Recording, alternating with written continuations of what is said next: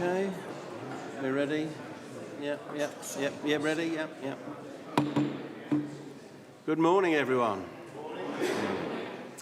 Okay, item 1 on the agenda, apologies. Are there any apologies for absence? Good morning, Chair. Good morning, Council. Yes, I have 3 councillors, Bagley, Griffiths and Pert. Okay, thank you. Are there any other further apologies? Yeah, Colin? Thank you.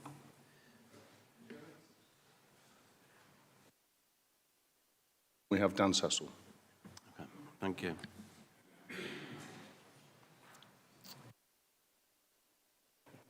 Sorry, Val Chapman. No, Jeremy's been done. Thank you, Chair. Any more? No, we're done. Okay, lovely. Thank you very much. Right, moving on to item 2, dispensation requests. Councillor Cooper. Good morning, Chairman. Good morning, everybody, councillors, officers and members of the public. Before we begin today's debate, I want to make our position at Reform UK administration absolutely clear.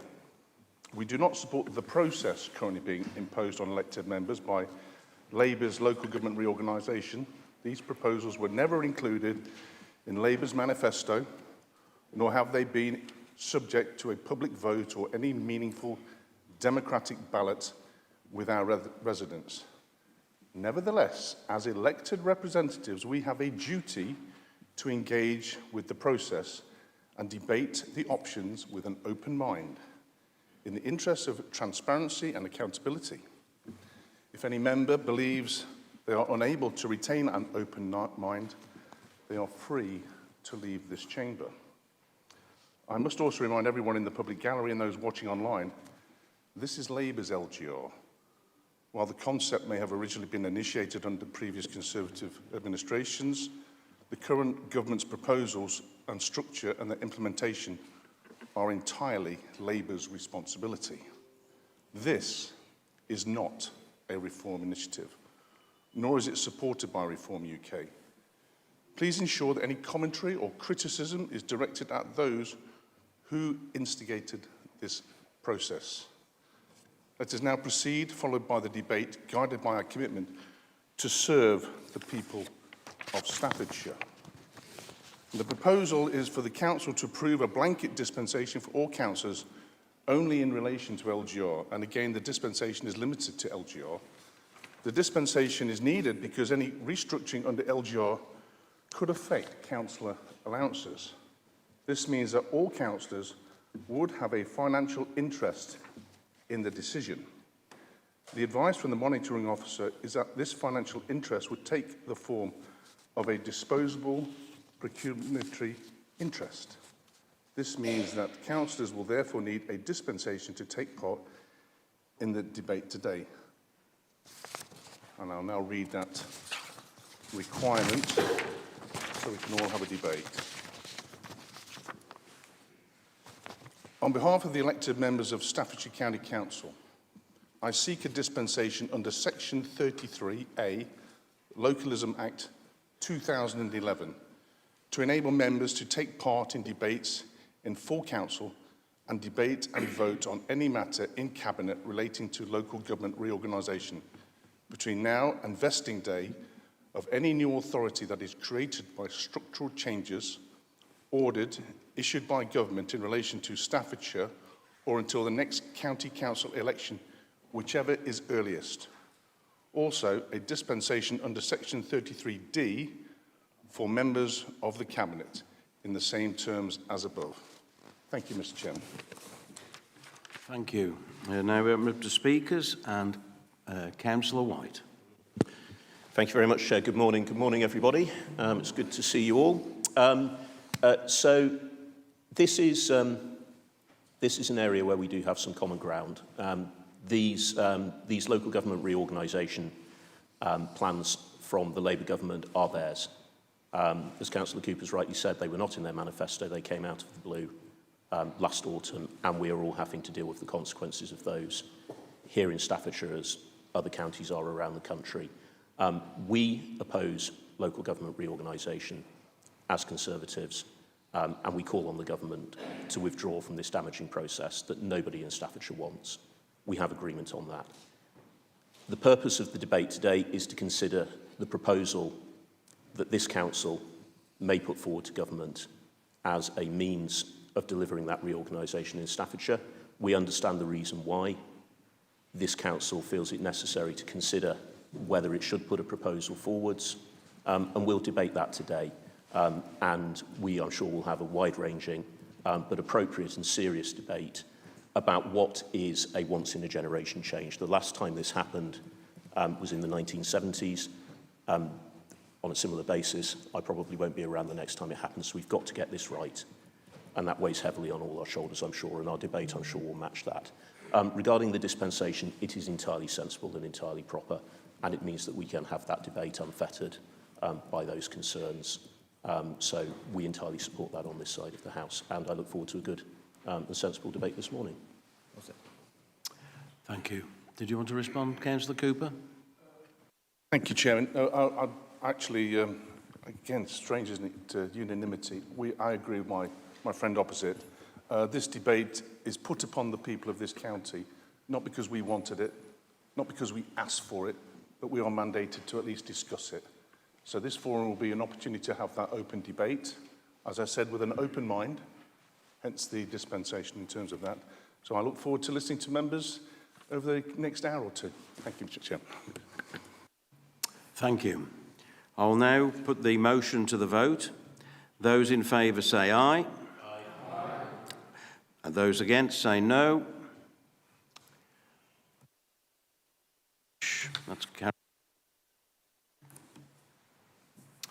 Moving on to item 3, declarations of interest.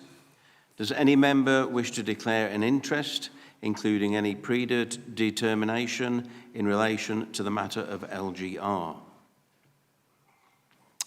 No? Okay. On to item 4, local government reorganisation in Staffordshire.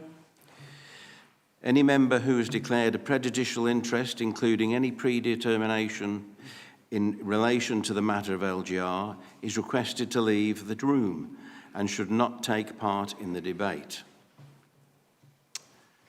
Councillor Murray, will you move consideration of the report, please? Yes, I move to consideration. And a seconder? I'd like to second it, Mr. Chairman. Thank you, Councillor Cooper. And do we have any speakers? Apologies. Councillor Murray, would you like to respond? Yes. Good morning, everybody. Can you, one moment, please.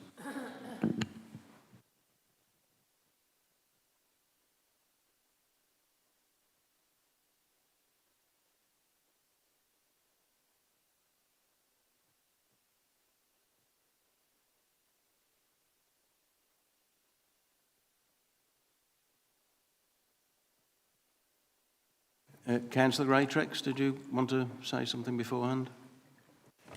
Thank you, Chairman. I'll start with the first comment that's hopefully not too repetitive, saying that I personally agree with the comments that have been raised already by Councillor Cooper and Councillor White, that we don't want to be here. We don't really have in this discussion. You know, very much it's the Labour central government that's put us in this position. However, we are needing to look at the options that are put in front of us. You may be aware that the previous administration wanted to keep the county entire, and that was its proposal. We now have a proposal from Reform, which was an east-west solution. And I refer to one of the things that's in the appendix with a tick against it. And this is the objective. Proposal should show how councils in the area have sought to work together in coming to a view that meets local needs and is informed by local views. This has not happened. The county council the unitary council at Stoke is not in favour of the reform suggestion. The 8 boroughs and districts of the county are not in favour. So how this proposal is seeking to work together with other councils is ridiculous. And in terms of being informed by local views, there is no instance where there's any information about any views. All that we found in the report that's put before us is that in July and August an engagement took place. And the one-liner says there are strengths and weaknesses with all models. Surprise, surprise. We have 8 models here and there are weaknesses with all of them. And that's the finding. And this is from the party that's supposed to be common sense. We don't see anything that justifies the breakup that is proposed here, the East-West solution. There are 8 options put in front of us. None of them, not all options are there. Those 8 are not the only options. For instance, Lichfield District Council has been consulting on another option, doesn't even feature. I'm not going to choose between other options. We're looking at the one that's in front of us. It is not the only game in town. It is not the best game in town. Just out of interest, you, Chairman, will know that there is a civic thing. I was Vice Chairman last year.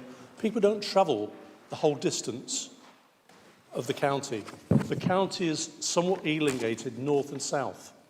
And the most ridiculous thing to do is to try and retain that north-south arrangement.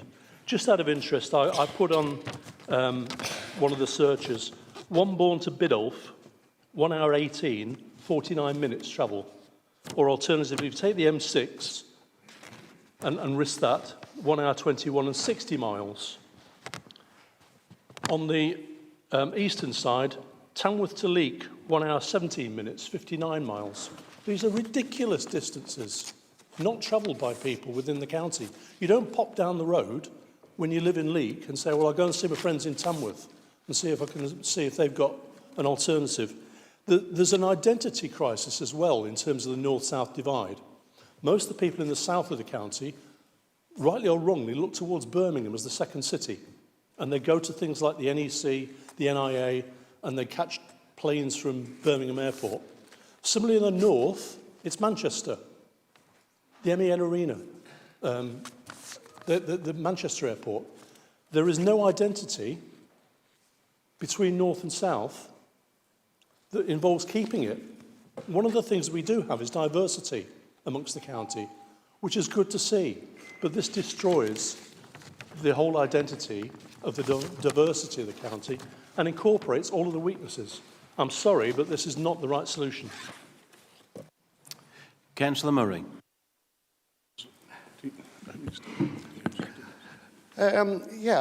Strange process that the opposition are getting to make a statement before I've even started. It's nice to see that, as I've said before, many of these Conservatives in the South are looking towards Birmingham. And clearly stated again, it's clearly where they are looking, is towards Birmingham. You stated it yourself. To say there was no consultation is just a mistruth. The County Council has had a consultation. To say we have not engaged with the extra one that the South put through, well, you've only just put it through. You haven't even brought it forward before your own Cabinet and Council yet. It also fails to abide by the rules.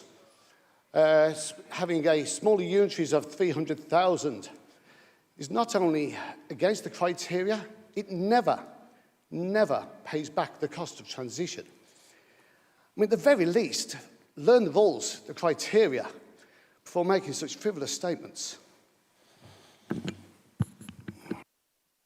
Thank you. Councillor Farrell. Thank you, Chair. Yes, we are the opposition in this council chamber. We may be small in numbers, but hopefully we can oppose where we need to. But my feeling is that LGR shouldn't be something that we should naturally oppose just because we aren't the controlling group. LGR, like many issues in our time, is a cross-party situation. And we all agree, I think, that it is not something that Staffordshire wants or indeed needs. In fact, I'd go as far to say this is terrible for Staffordshire and terrible for our residents. I know a lot of Reform councillors have privately said they hate LGR as well, and they also think that Labour won't support this option because it's been put forward by a Reform council. Well, unfortunately, I fear that they could be wrong, because Staffordshire is clearly the biggest, this is clearly the biggest council in Staffordshire, representing just under 1 million residents. So if I'm the government looking at this proposal, I might take it seriously, and that's a big problem for me. This is terrible for our communities, but I won't rehearse the arguments, because I'm sure we're going to hear lots of them today. We understand the problems that if you live in Stonell in Lichfield, you might have your planning decisions made in Stoke, over an hour away. But the problem I have with this is the consultation aspect, because I've tried to speak to Councillor Murray on a few occasions about this, and the time that we as opposition councillors, not just ourselves, but all opposition groups found out about this, was 5 minutes after the press release was sent to the national media. So we had no opportunity to input or consult as local politicians with this proposal. Not just us as councillors. I mean, what do we matter in the grand scheme of things? It's the people that matter. What Reform have done in this proposal is they've asked a consultancy firm, PwC, for an answer to a question about numbers. And of course, they've given you that answer. They've given you the numerical answer that you asked for. But what about the people? Local government reorganisation is all about the people that we serve. And you haven't spoken to the people. Now, they might tell me they've done a couple of focus groups, but to me, that doesn't cut the mustard. If you look at the 6 districts and boroughs in the south of Staffordshire, they did a consultation to the public, and they had 16,700 responses. Now, of which 75% of those in Lichfield, Tamworth and East Staffs supported a much smaller unitary council, 3 and 3 in the south. Now, I'm not going to rehearse those arguments here today, because we're here to scrutinise the proposal put forward by Reform for an east-west proposal, which again we find really strange, because Stoke strangely finds itself in the west, despite being in... It finds itself in the east, sorry, despite it being more in the west than Cannock, that's currently in the... We can't work out the geography here. It's a very strange situation, but never mind, we won't talk about the map. We'll go back to consultation. So, you haven't spoken to any people on the streets about what they think. You've just put your finger in the air. In fact, the Cabinet member did say there's too much consultation. We've spoken to too many people. The public are sick of consultation. Well, I disagree with that. I think the public want to be spoken to. But what concerns me the most is Councillor Murray has been making some assertions. In fact, there was one on the 17th of September at the Cabinet meeting, and he's reiterated it here today, about districts in the south wanting to look towards Birmingham. I don't understand the point of this scaremongering, Councillor Murray, and I'd like you to answer the question I've got today, please. You said at the Cabinet meeting, we know, and this is a direct quote, Councillor Murray, we know it's been publicised in minutes that Lichfield are looking towards Birmingham. We know this. We could lose Lichfield, our cathedral city, to Birmingham City Council. Now, I know that sometimes we can say things in meetings we don't really mean. We can make comments that possibly we regret. And we could also sometimes have the humility to say, we've got that wrong. So I'd like Councillor Murray to stand up and tell me at some point today, where are those minutes he refers to? Because he knows that's not correct. Lichfield District Council has never and would never look towards Birmingham City Council. So please do not scaremonger our residents. This is a very important thing. People are concerned about LGR and local democracy. So please have the honesty to tell the truth. Thank you. Councillor Murray. I'll come back to that one a bit. I think, first of all, Councillor Fowler should check his own district council papers of March of this year, where an option was to join the West Midlands Combined Authority, looking very clearly towards Birmingham. Maybe he should read his own papers. But I'll start off my opening statement, if I may now. I'd like to, first off, after they've interrupted the normal process, to say good morning to everybody here. Good morning. I'd like to begin with clarity and the conviction of local government reorganisation is not something we asked for. It's not something we wanted, and it certainly is not something Staffordshire needs. Devolution is a Conservative concept going back many years, but this new LGR and small devolution is 100% owned and by and down to this Labour government. No.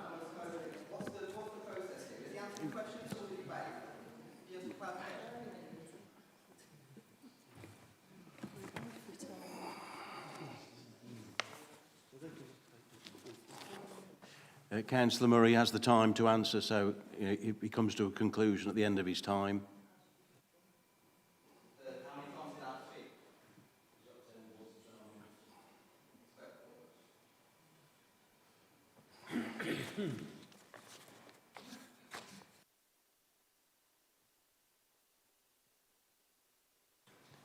You asked Councillor Murray the question, he's answering the question.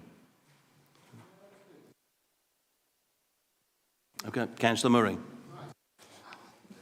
I mean, I have actually checked the rules again. Maybe you should do so yourself. I am allowed an opening statement.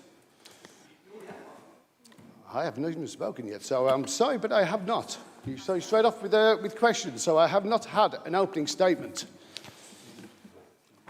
So maybe they'll do the courtesy of allowing within this chamber, within the rules of this chamber, to let me continue.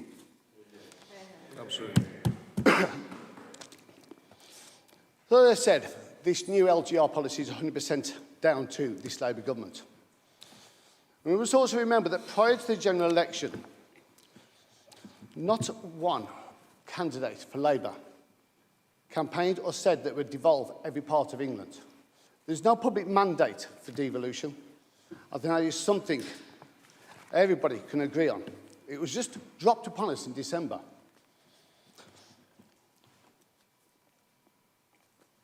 And frankly, all this Labour plan does is it tears up our historic boundaries.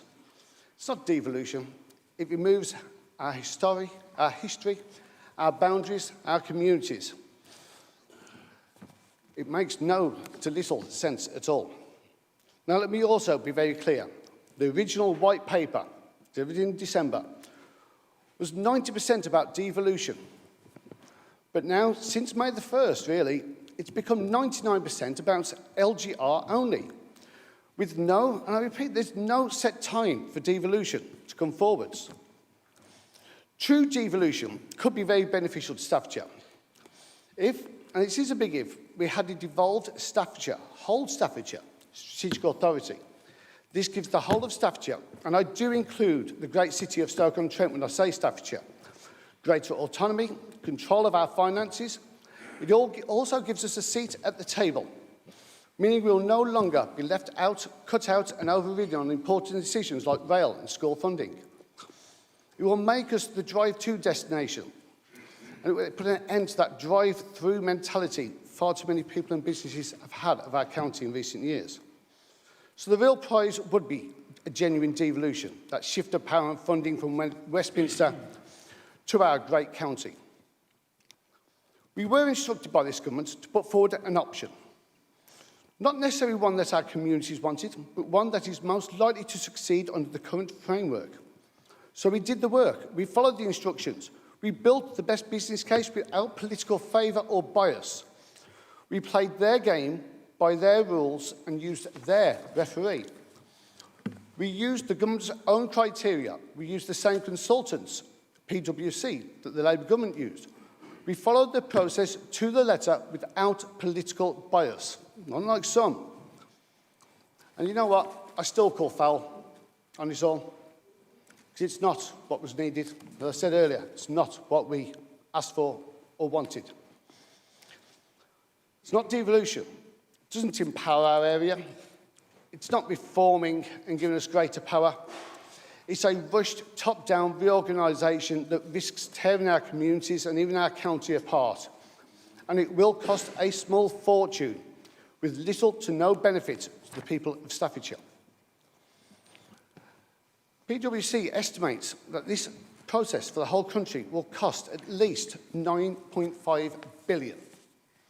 At a time with economic strains upon this country, with debt levels rising to historic heights, I want to spend a further £9.5 billion on something nobody wanted. And this is to take 185 councils and merge them into 21 new authorities. And we also know what government estimates are like. I mean, who knows what this final cost will be? We heard earlier on with many smaller areas wanted to be done, it could cost upwards of 30 billion even. So yes, we did the work. We assessed every option, and under the rules of the game, we came up with our option, and it is just an option, of East-West Unitary Authorities for Staffordshire. An option that actually gives Staffordshire the best chance of success under the rules and judged by their referee. It delivers the strongest outcomes for council tax receipts, business rates, employment, GVA and disposable income. It provides parity and balance, not dominance or division. It is the fairest, most viable model under the government's own criteria. I repeat, under their criteria. Staffordshire East Council, Unitary Council, would provide services for 689,784 people in the Staffordshire Moorlands, East Staffordshire, Lichfield, Tamworth, Stoke-on-Trent, using the existing district and borough council boundaries, as stated under the criteria. Staffordshire West Council would serve 487,794 people, Newcastle, Underlyne, Stafford, Cannock Chase and South Staffordshire. Now, I know there's troubles with the impact of Stoke-on-Trent City Council's debt on our residents. This government has been clear, however, that any proposal for local government reorganisation must address the whole area and therefore must include the greater city of Stoke-on-Trent. And the East-West model gives the best balance when taking this into account. It is unfair. It's mergers. It's mergers and acquisitions, this is. Now, normally the holding company would allow the debt to be part of this. But this government, no, that's your problem, is what they're saying. And it's not right, and it's not justified to all the people of Staffordshire, including those in Stoke-on-Trent. Nevertheless, we will be pushing the government to consider what it can do to limit the impact of the City Council's debt on our chances of success. And our people are concerned around changing boundaries and how bigger councils can respond to local needs. First, we need to say that new boundaries does not, it really does not, put up some invisible wall. We already have multiple boundaries, wherever you may be. You have changing authorities, different counties even. Whether it be for schools, you go across county, the caption areas remain the same. It does not change that in any way. If anything, less could be a little bit easier. Certainly more clarity and consistency. It's also a gift to the new councils to make sure they operate in ways that can make bigger councils feel more local. Now, already we've got some fantastic community hubs in our county. Codsall, Newcastle's. They're amazing, these community hubs are everything all in one place. Now, this is something I would strongly suggest that every council in Staffordshire do. And regardless of LGR, this is something this county council will be pushing other councils to do because they really work well, these community hubs do. There's two great ones already in our county that is a model for everybody to follow. Another question I've heard is communities in the south have nothing in common with the north. Now, where on earth is north-south divide? I'm sorry, but I have something in common with everybody in this great country. And I certainly have things in common with everybody within my county. To say we do not have anything in common, to berate and ostracise the people of Stoke-on-Trent with no to Stoke, I find it palpable that people could say such thing about their neighbours. The local government reorganisation agenda is rushed. It's been forced upon us, but we'll continue to champion Staffordshire in the government's proposals on the management of Stoke's financial legacy. This process will cost £3.9 million, and the savings of merging authorities should pay back that cost under 4 years, resulting in a saving of operational cost of £28.4 million per year thereafter. We also need to be clear on the North-South proposal put forward by the Labour-controlled Stoke City Council. It does have merits. The metrics are very close to many of ours. But it does also have problems splitting our county into a greater Stoke authority, leaving us at risk with a smaller Staffordshire county thereafter. And don't forget, it was the Conservative government that in 1995 devolved Stoke removing it from the county of Staffordshire to become in 1997 its own county and governed by the Stoke-on-Trent City Council. May I have some more time? Yes, yep. Thank you. Yes, it does have the ceremonial links to county of Staffordshire, but that's all it has. So I ask you, and I do direct this to the Labour government, if they do choose the north-south option, will the city of Stoke-on-Trent have to join Staffordshire? Will Newcastle, the Moorlands, have to join the county of Stoke-on-Trent? And basically puts an end to what was once the county of Staffordshire. It's a question that must be answered by this government. Key reasons for West and East unitary is better for Staffordshire than a north-south divide is that we distribute our key assets equally. The Greater Stoke Authority, well, the North Staffs Unitary, concentrates a vast proportion of Staffordshire's assets under one upper-powered Northern Unitary Authority. Both of our universities will be in one area. It includes the amazing Kiel University, a global leader. Kiel Science Park, again, global leader. The two largest colleges will have Chatterley Valley, Ceramic Valley, these enterprise parks. The Kiel Science Park again, the 5,500 development that's coming on through will be near enough all through the Northern Authority. And this will make a Northern powerhouse, and it could strip investment and influence from the rest of what is Staffordshire. But the biggest problem with this LGR at the moment is there will be no strategic authority, no executive. Because come 2028, county council, districts and borough councils will be gone. You'll be left with two unitaries. No overriding body to join both sides together. And it could literally mean that Staffordshire County could cease to exist. I mean, we were once the heart of the Industrial Revolution. The whole Black Country, Wolverhampton, Walsall, was in Staffordshire. That was until a Labour government tore that away in '74. But finally, before I open the floor to questions, this will be a government decision. They've probably already got the plan for Staffordshire in the drawer. This option, it's just that, an option. It gives the best financial outcome. It shares our county's assets more fairly. It brings Staffordshire back together. It ends that north-south divide that's been going on for far too long. And it could truly make Staffordshire the beating heart of the country once again. Thank you.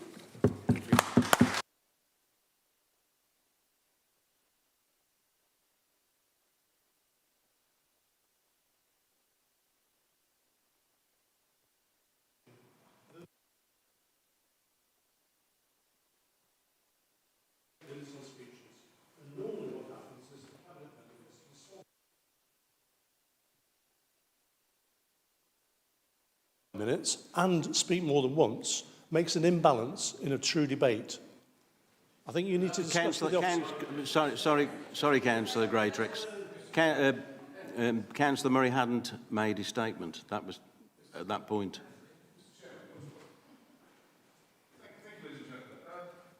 I think the people of Staffordshire want to hear this debate. I think they want to hear the granular detail. I don't think they want to play games about 5 minutes here or whatever. I think they actually want to listen to the argument, the debate. The grown-ups in the room are not the people in the playground. So let's leave the playground politics there. Let's have the professional debate here. Thank you.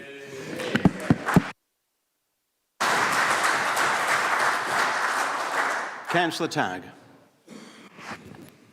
Thank you, Chairman. In many ways, I'd like to thank the Deputy Leader of the Council, Councillor Murray, for bringing forward these proposals. It's managed to stir up all the right people, I think, and also spread the No to Stoke campaign across the county. Now, the No to Stoke campaign started in Newcastle back in January, but even back last July, I was saying publicly that I thought this new Labour government were going to bring in this forced local government reorganisation, and I completely agree with what the Deputy Leader said on the awfulness of what that will do to our county and to our history and to our local government and the destruction. I also agree with him on his comments on devolution. I've been saying for ages, devolution is the real prize out of this. That is that elected mayor, that is that devolution of skills, training, budgets, regeneration, transport, all the things we need to do. It's not about emptying the bins. It's not about who sweeps the streets. That works pretty well in Staffordshire at the moment with the district councils, and also we have the other services which are currently provided by the county council. So 9,000 people now have signed a petition to say no to Stoke, so I'm not going to apologise for that. I think that is what the people of my district want, and I think we've seen from other speakers, and we've seen other petitions coming forward now, and other statements that they don't want to be involved with Stoke. I will express disappointment, though, about the paper before us today. It's light on detail. It offers only recommendations to note. This is a momentous issue, and it's been brought to this council before, obviously, all the details have been taken through Cabinet, and Cabinet meets, I believe, in a week or so's time. So we've been asked to do a tip-back exercise, and I don't like to say this, but it's a throwaway comment. It's a bit of a back of a fat packet, isn't it, really, at the moment? We don't have the details of some key parts of this, which I think are really important for us to have had for this debate. We were asked to consider a proposal that conforms to the government criteria, but where's the reform? You're the Reform Party, but you're conforming with what the government, the Labour government, want you to do. Where is the ambition for genuine community engagement? I think my colleague to the right here, Councillor Farrell, has said, where has been the engagement over these proposals? Will that come? Well, I think that should have happened before it came to this council. This council meeting here is the body where that should have come to. And then neighbourhood empowerment. What are those local neighbourhood plans that have been put into place? The Deputy Leader talked about the hubs that we have across the county. We've had those and they should expand, of course. But what happens with planning? What happens with local decisions and neighbourhood decisions? As my colleague to the left said, massive distances within Staffordshire. How do we do that? Nothing in these proposals we've been asked to discuss this morning talks about that. These are the principles that should underpin any reorganisation, and they barely get addressed in this paper at all. Now, the government's own criteria on local government reorganisation is constantly shifting. We've even had a completely new ministerial team, Mr Chairman, in the last few weeks. And of course, we've got unanswered questions about population sizes. Do they want parish councils or don't they want parish councils? Sometimes they do, sometimes they don't. What about the rich local history, tradition, civic institutions, some of which have stood for hundreds of years in the case of the borough where I'm from? They deserve respect, not erasure from history. The Deputy Leader has rightly referenced Stoke-on-Trent. Now, my family live in Stoke-on-Trent. My mum's side of the family still live there now and have done for many, many centuries. But of course, it was Stoke that started this argument off by putting in aggressive proposals to take over the north of the county within weeks of obviously the change in the government's stance from devolution to this local government reorganisation. And we've got to reckon with the legacy of mismanagement that has been taking place in Stoke. We have a former leader of the county council sitting in the public gallery, Philip Atkins, who will know all about when the county city split away from the county and became a unitary. I think that was a bad decision at the time, but they've had 30 years now to, they're still complaining about it, but 30 years later they could have grown their council tax base. They could have brought on the regeneration, but they've delayed regeneration. They've given money back to the government because they couldn't spend it over the years. And now they're expecting us, the other districts and across this county, to bail them out. The government had to bail them out again this year for £42 million. And is that going to have to be spread across the county? I don't agree with that at all. And it seems as if the proposals put forward, again, are conforming with the government, not reforming. Now, the government wants well-run councils in Staffordshire to absorb that debt. I say no. Other councils have rightly saying no to... the councils are quietly now saying no to Stoke. And as far as I can see, the only council in this county, which is run by the Labour and independent groups, is Staffordshire Moorlands want to merge with Stoke. So I say, I hope they're happy together, but it's not for the rest of us. I will be announcing tomorrow Newcastle Borough Council's, could I have a minute more? Announce the preferred options tomorrow, which will go to our full council for proper scrutiny. It's a shame that this new administration at Staffordshire County Council has chosen to conform and not reform. Proposals do nothing to challenge the flawed assumptions that bigger councils are better. The District Council Association, Mr Chairman, has published an excellent report showing that larger councils do not necessarily deliver outcomes that the government say they do, and also don't deliver the savings at all, which is all about local government reorganisation. And lastly, Mr Chairman, could I say that the respected local government professor Steve Leach And Colin Copus of Devonford University wrote a brilliant article in the October the 2nd Municipal Journal, which said super councils aren't the norm in Europe, they're not a British tradition, and they dismantle the existing structures and create bodies far away from local residents that they don't recognise or identify with. So let's not sleepwalk into a model that prioritises sizes over services and conformity over communities. We owe our residents of Staffordshire, Newcastle Borough, all of the districts, Okay, Councillor, better to fight for our local services and fight for our local accountability. Thank you. Okay, that'll be the last overrun we'll have on any statement.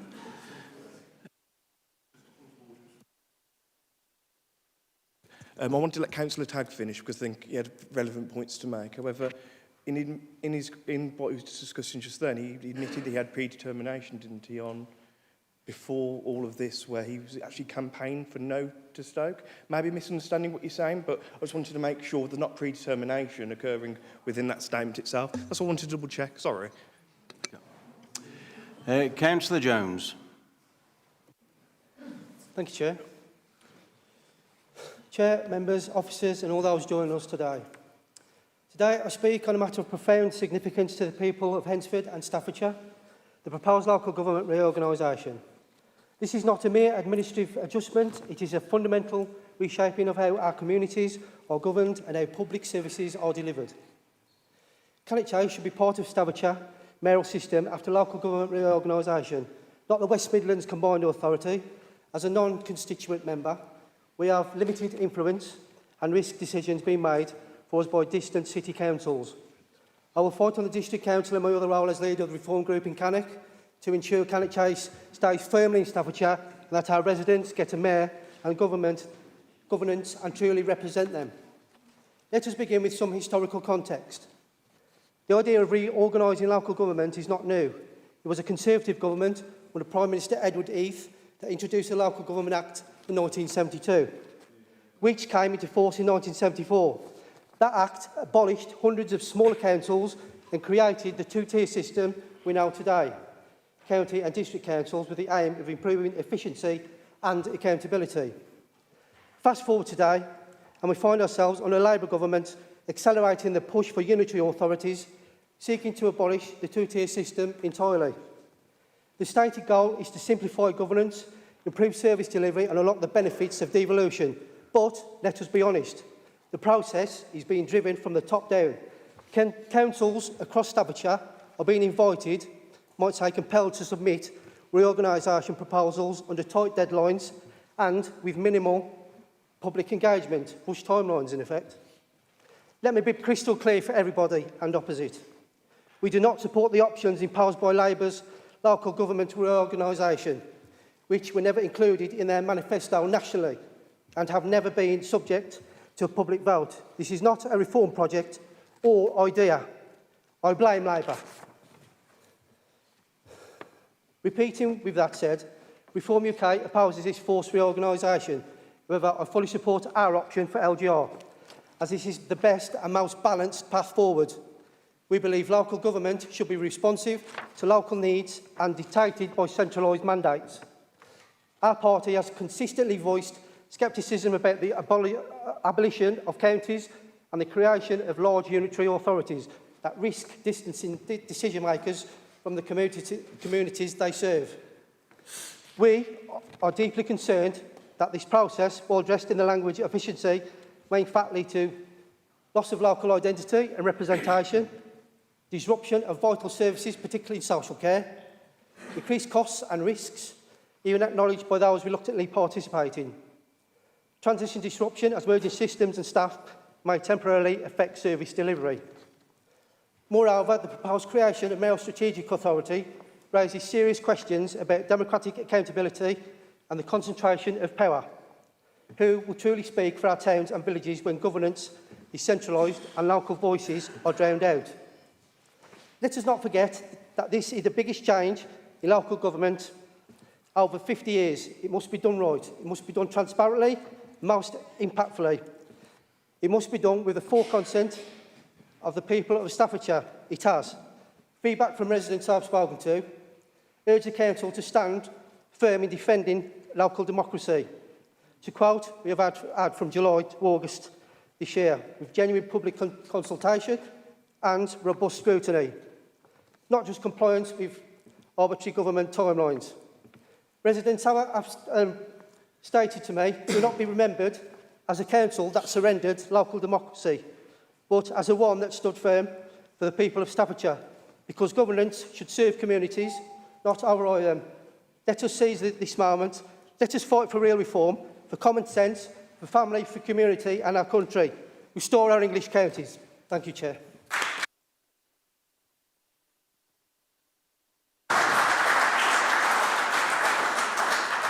Councillor Wallens. Thank you, Chair. Many residents in my area have told me they feel confused by the whole process and the worry of uncertainty that is ahead. I share that concern. Don't forget, LGR is going to cost billions of pounds to implement and do. Don't forget, Margaret Thatcher once said local government should be about efficiency, delivering of services, and not grandstanding political empires. The Tories missed the opportunities to listen to Margaret Thatcher's advice. All that residents want is value for money and have services run well, not something like LGR that has no effect at all when it comes to efficiency and value for money. To add on to Martin Murray's Lichfield to WMCA facts, I was petrified to discover in the last Lichfield City Council meeting that they agreed to join the Birmingham Chamber of Commons. Wouldn't you believe? Even adding more facts that Lichfield is looking towards the WMCA and Birmingham in particular. It's a shame there's only one Labour County Councillor in this chamber to fight against this LGR plan. But then again, it's great to see the electorates picking off Labour seats during the May elections, just like how I knocked off the Member of Parliament for Lichfield off his district seat in the by-election. Labour, unfortunately, lacked the courage of their convictions to win more seats. One more thing I'd like to add. I'd like to fight to keep Lichfield in Staffordshire and have the correct mayor authority to go with it. Thank you. Councillor Holland. Thank you, Mr. Chairman, and good morning, everybody. Morning. Councillor Murray, we know Reform love to use homework as an analogy. And having been newly elected to Staffordshire County Council, you were given one homework task by the Labour government, local government reorganisation. Now, we all know that very few people in Staffordshire want reorganisation. So the task was to find the option that does the least harm and that has the support of the people it will affect. The same people who put their trust in you when they voted for a Reform Council back in May. You were elected to represent the residents of Staffordshire. And your proposal fails this test completely. It's interesting that your leader is happy to mock a 5-minute rule for speakers here in this chamber today, yet you're insistent on sticking rigidly to the rules set out by the Labour government for LGR. And in doing so, you have chosen an option that divides the county up in a way that nobody recognises in terms of community, business links, or the way people lead their lives. And I'm compelled to ask you, do you actually understand the difference between Birmingham City Council and the West Midlands Combined Authority?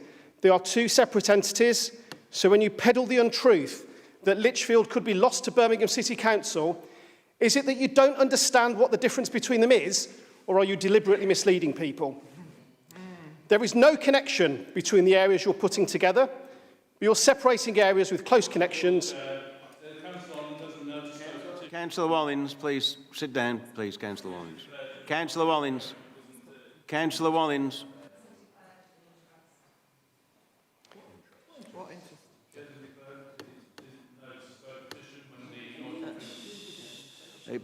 Councillor Wallens, please make a statement. Stand up, please. Okay. Thank you, Chair. I'd like to mention that Councillor Holland has a no to stoke petition, and he hasn't declared it when item 3, the declarations of interest and understanding order. That's not a point of order. Please sit down. He wasn't here. Please sit down. It's not a point of order. Councillor Holland. Thank you, Mr. Chairman. As I was saying, there is no connection between the areas you're putting together, but you are separating areas with close connections simply because your paid consultants have told you to. Now, speaking of consulting, you've consulted not a single resident. Instead, you've done no work yourselves and relied entirely on an outside firm to do your homework for you. Is it any surprise that they've given you a proposal that shows no understanding of Staffordshire? So does your homework deserve to be graded as an F or a U, or is it just one big FU to the people of Staffordshire? Having been named as an individual, I think I have the right to respond. We've done the due diligence on this, I think, Mr. Chair. I think I have a report, seeing as I've been named as an individual, quite frankly. I think the point being here is that people are listening to the debate and not your personal view. Councillor Murray.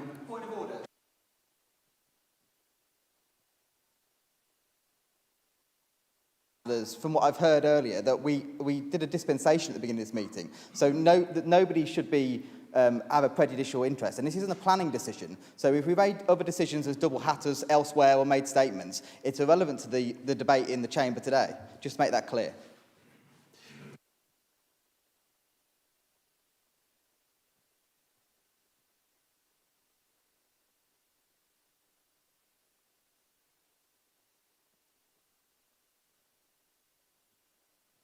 Yes, if anybody wants to make a point of order, please wait for me to respond to you. Yeah, because it's not showing much respect to me or anybody else in the room. Thank you very much. So, Councillor Murray. I'll go through them all. Firstly, Councillor Tagg, I cannot argue with every single thing you said. It's right. I mean, the clarity and guidance, or the lack of it, from this Labour government is appalling. And I said it earlier, this has been rushed through, this LGR. They have scrapped what was a devolution white paper and made it all about LGR, rushing it, pushing it, forcing it. The clarity on our parish councils, the importance of them, is totally lacking. The biggest problem is the pressure and the timescale they put on this. I'll give the example of Cheshire. They went on the fast track. Now, they've been doing this for 6 years and were fast-tracked. And now they've still been stumbled. This Labour government have asked us to do this in under 12 months. It's, the lunacy of this timeline it's palpable. So our good friend, Councillor Jones, from my own district, Cannock Chase, he's right, there was no public consultation on this by this government again. They didn't go out to the public, they just dropped this on us in December. And it just actually reminded me, as soon as this came out, I very quickly became obsessed with devolution.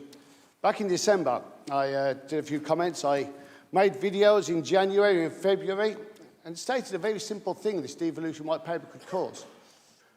We could see a future where Cannock Chase was in a different authority to Cannock. And that does still have a possibility. And to show the importance of that, for those that remember the rules that we had to follow under lockdown, would mean the people of Cannock would not be allowed to enter Cannock Chase. It could happen. It could happen. And that's how long I've been looking at that. Councillor Wallens brings up the Lichfield ties. Well, I have a list of the Lichfield ties, and let's just bring it very clear. I said Lichfield was looking towards Birmingham. It was a direct answer to combined authorities Lichfield may go to. And yes, if you joined the combined West Midlands Combined Authority, you would be exposed to the risks of that of Birmingham. In fact, your own council leader was the first, and I believe the only actual authority outside of the West Midlands Combined Authority to send bin trucks to help Birmingham City Council. Don't tell me you're not looking towards Birmingham and the cost. You sent your bin trucks from Lichfield to Birmingham to help them. But what else? I mean, you've even set up a new West Midlands Trading Services Limited. Why West Midlands Trading Services? Why not Staffordshire Trading Services? I mean, why have your parishes and the District Council joined Birmingham Chamber of Commerce but not Staffordshire Chamber of Commerce? You're members of the Business Growth West Midlands. the West Midlands Growth Company, Transport for West Midlands, the West Midlands Combined Authority Environment Plan, Purple Horizon Nature Recovery Projects. I mean, the list just goes on. I mean, they get better building funds. Everything you are linked so intrinsic. And even in your earlier statements, they've said how you are tied and linked historically to Birmingham. And it's probably true. And it is right, you do have links. But you should be, and the people of Lichfield are from Staffordshire, and they would be outraged to think anything otherwise. And they really would. Councillor Holland, I mean, your no to Stoke petition isn't going very well, is it? Has it reached 100 yet? I don't think it has. 88. But it does lead a question too. The South have put through was a Southern 6, very quickly became a fractured 4. It's now totally separated individuals. They're all putting through something different. You cannot have unitary authorities of 300,000. It never pays back the cost of transition. It is in the rules. It has been confirmed. In fact, I'll give you a quote. I mean, it was in the Public Bill Committee in August this year about that, how the 500,000, although not a hard target, acknowledged that its subsequent softening did cause confusion. So maybe you were a bit confused on that. The CCN did say it was unhelpful messaging that led to an increase in the number of business cases, including proposals for smaller unitaries. I've read the rules. Thank you, Councillor Murray.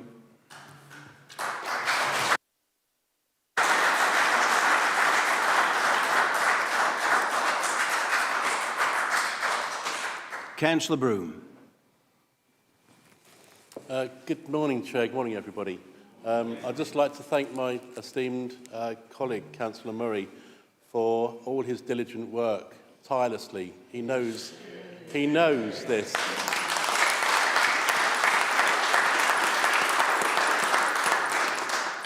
So today I stand in this chamber as a reformed county councillor and as a member of a strong and dedicated team. None of us in this room, certainly not on this side, nor the people outside this building want local government reorganisation. Yet, this is another one of Labour's disastrous decisions, a debacle, a decision no one wants.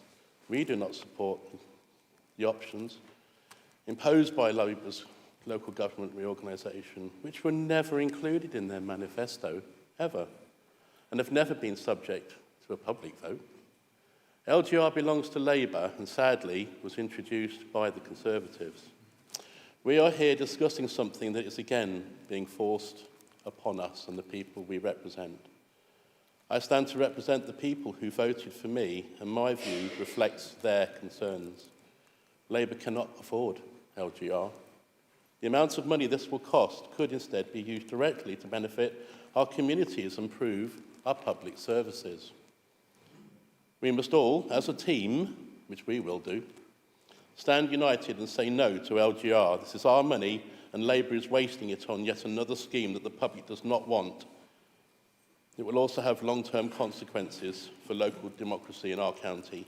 We must put our communities first and stand firm against this costly and unnecessary reorganisation. And I'd ask my colleague, would you agree that it is refreshing that as a party, Reform are being transparent, and by that I mean honest? Yeah.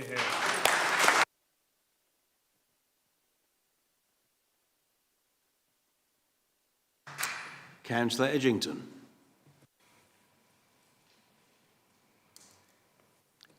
Sorry, Councillor Edgington. Edgington, right. I had a question for Councillor Murray. I'd like to ask if you could just tell me again, I misheard, it's a bit of an echoey chamber, what was the estimated cost of implementing LGR? Thank you. Councillor Hales. Good morning, Chair, fellow councillors, officers and the public. Following discussions with several parish councils regarding local government reorganisation, I'd like to acknowledge that we have undertaken this process with due diligence and in accordance with guidelines set out by central government.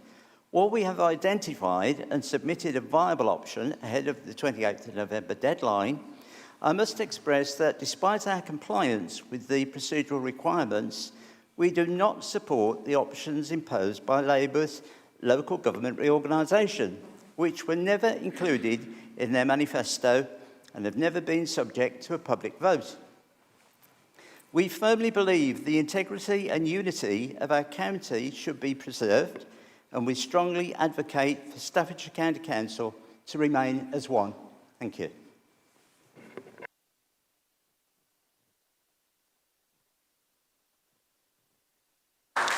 Councillor Humphreyson. Good morning, everyone. It's my first time speaking in the chamber. What I want to say, this whole LGR thing is a massive shambles. This has been imposed on us by this Labour government. LGR was never included in the manifesto. It's never been voted on by the public. Staffordshire should not be broken up. That being said, the option put forward by Councillor Murray and her cabinet is the only case to keep two halves of the county economically sound in the future, in accordance with the rules set out by this disastrous government. There are better options, but this is the one that meets the government rules and gives the two halves a chance to keep a sound financial footing. We do not want LGR. Nobody voted for LGR. This has been forced upon the people of Staffordshire. This has presented the best business case out of all bad options. And some are saying that those in the south of the county have got nothing in common with the north. This government is playing political games with our friends and neighbours. They claim that an hour between the north to the south is an issue. From South Staffs, it's nearly an hour to Tamworth going west to east anyway, so I reject that argument. There is a risk under some plans that my own Penkridge will be swallowed up by Wolverhampton. I know the people of Penkridge and South Staffs as a whole want to stay in Staffordshire. Can the councillor promise me this will happen and Staffordshire will stay intact? Thank you.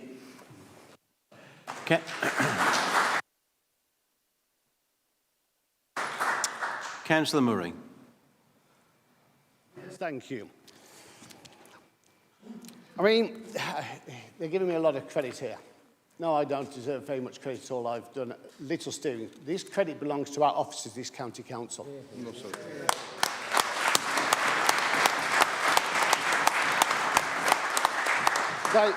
They truly have worked tirelessly, and I know many of them, they have been working weekends in their own time to do this. The pressure this LGR has put on every council throughout this land is criminal in itself. It's taken away from the vital services that they should have been focused on.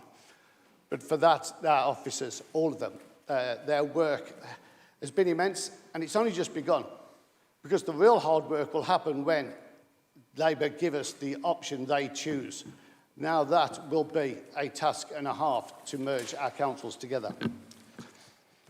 Cost of LGR. Well, I've just got my papers off.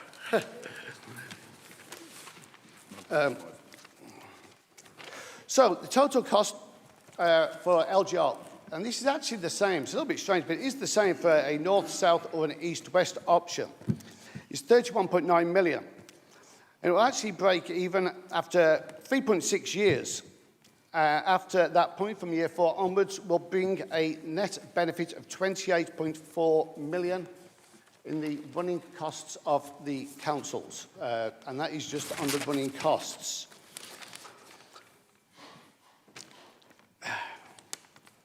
I've lost my notepad now. Sorry, my apologies. I think everyone here has agreed this LGR, it's just bad. It's just disaster. Nobody agrees with that. I think even many Labour councillors across the land agree LGR does not work, does not represent.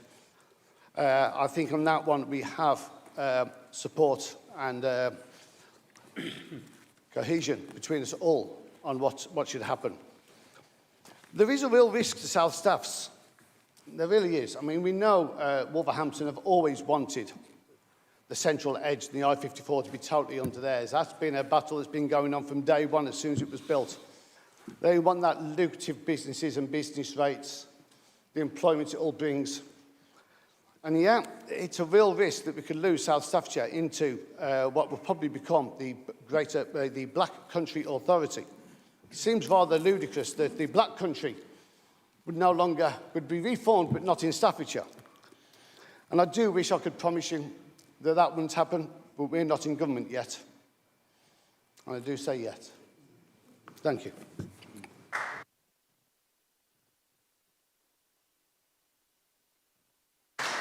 Councillor Orlandi Fantini. Hi, thank you, Chair. Well, I'm here to speak on behalf of the residents of Stafford and the residents of Staffordshire, whose taxes are being wasted on a project that brings nothing to the real development of Staffordshire. This so-called local government reorganisation doesn't open new schools, it doesn't create new GP surgeries, and it certainly doesn't ease the strain on an already overwhelmed Stoke Hospital. All LGR does is spend millions of pounds of taxpayers' money to reorganise a system that isn't broken in the first place. Those millions could and should be used to properly fund Stafford Hospital, helping to relieve the immense pressure currently placed on Stoke. Right now, children are being sent home from Stoke because there simply isn't enough space. Our Integrated Care Board is being forced to cut millions from the NHS services due to underfunding, and yet Labour government can sometimes somehow find over 30 million to reorganise councils that are already functioning perfectly well. This flagrant waste of taxpayers' money is quite frankly infuriating.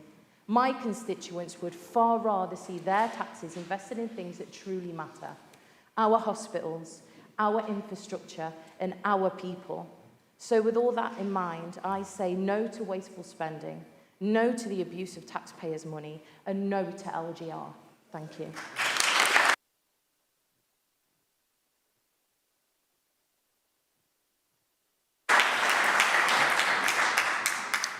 Councillor Edgeler. Thank you very much, Chairman. Good morning, everyone. Yes, I'm glad to hear that the last councillor talked about health, because that was on my agenda. You know, so I'd like to ask Councillor Cooper and Councillor Murray, actually, if this East-West divide was accepted, where would health fit into this, you know, and what can we do to protect our health? Because if people haven't got their health, they've got nothing. And can I also say, I agree with everybody in this chamber, I think, when I say I'm totally against this organisation that the Labour government's imposing on us. Absolutely terrible. And why can't we stay as we are? We're doing a good job and getting on with the business that people want in Stafford and Staffordshire. So thank you very much. You know, thank you.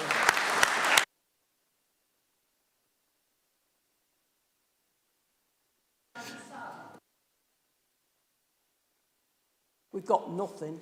Thank you. Councillor Allen. Thank you, Chair. Good morning, everybody. Now, you'll have to excuse me a little bit. I'm in a little bit of pain. I've just come out of major surgery on my foot, so my next statement should ring true a little bit for me, personally. Well, I rise today, not just to speak, but to make a stand.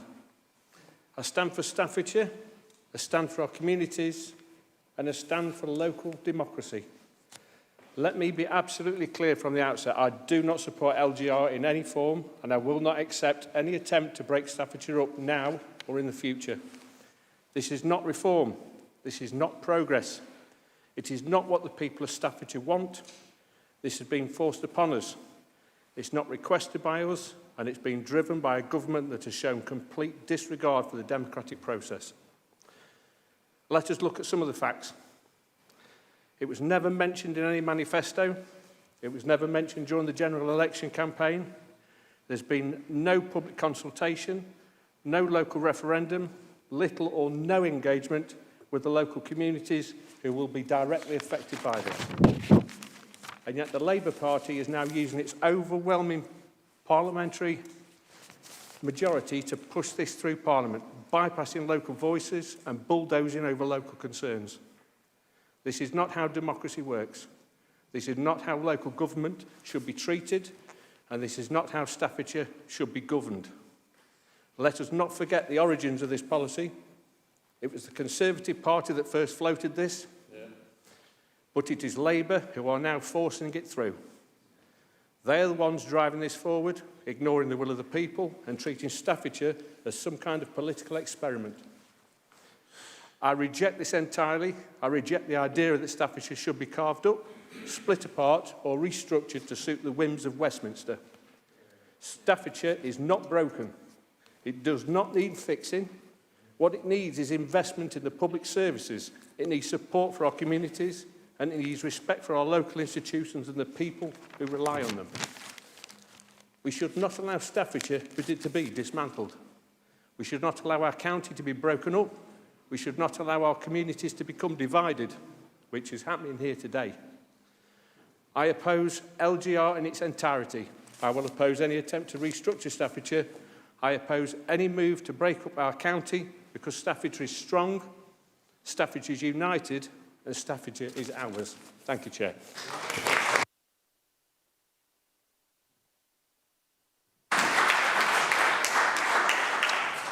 Councillor Kelly. Thank you, Chair. Sorry. Should I go? So I would like to start this by saying none of us want LGR. I think that's been made clear today. This is being forced upon us by the Labour government, and this will cost upwards of £30 million. And after spending the weekend at the hospital with my baby, I can definitely say that that would be better funding there. Absolutely. Next, I would like to make it clear that I am here representing the wants of my constituents of Leek Rural and the Staffordshire Moorlands. They have made it clear that they do not want to be joined with Stoke-on-Trent, and I believe their reasons are valid.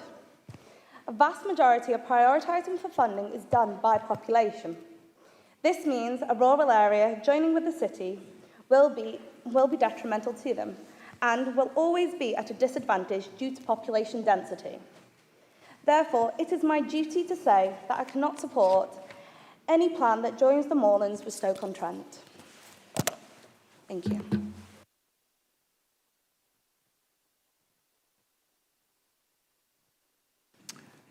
Councillor Murray. Yeah, thank you. I think most of these can actually be answered with all these in a quick little statement. Health. It is so vitally important. But as always, health does cross boundaries. Whichever map Westminster enforce upon Staffordshire, if it goes through, won't change the boundaries. Your hospitals, you can still be able to go to Wolverhampton, to Walsall, to Stoke, Stafford, Burton. That always exists. But devolution would help immensely, because we would have devolved powers in our finances to put it where it required, where it is needed. It would give us the authority and autonomy to make our health in Staffordshire better. And it is dropping. Our obesity levels is increasing in childhood obesity with some really bad pockets. Our deprivation in education is some of the worst in the country, Cannock especially, and Stokes. Cannock's one of the lowest funded per child in education. And it has, bottom 10% in the country of education deprivation and the lowest funding. So devolution could help. LGR does none of this. It costs us money, it does none. And it comes back to the original points, the costing. Across the country, there's going to be 185 councils, transformed, merged, changed into 20 new authorities. PwC estimate that will be 9.5 billion.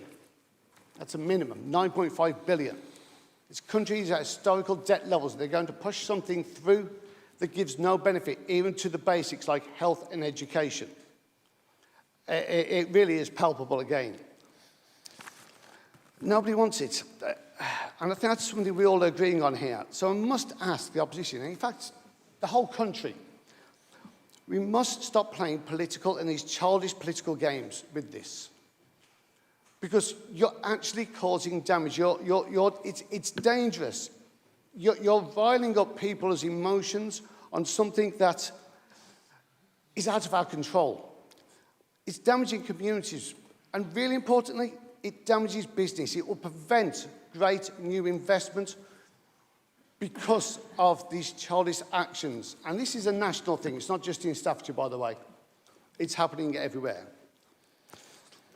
This disruption with no benefit, without devolution. I mean, what can we say? They've changed the rules again on us.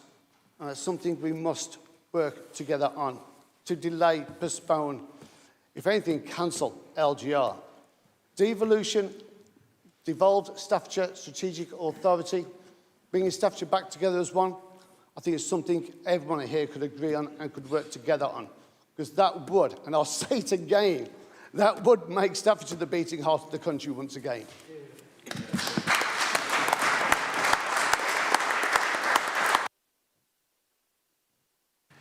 Councillor Mason. Thank you, Chairman.